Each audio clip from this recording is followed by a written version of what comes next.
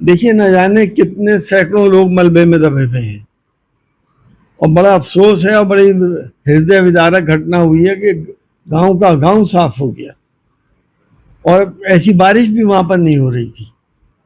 ये आपदाएं क्यों आ रही हैं आखिर? कभी हमें इस बात पे विचार करना चाहिए। हमने जंगलों के साथ बड़ी नाइंसाफ़ी करी, जंगलों को कटान और तमाम चीज़ें हो रही हैं, और दूसरी उत्तराखंड में और हिमाचल प्रदेश में दूसरे के मजहब का कोई सम्मान नहीं हो रहा।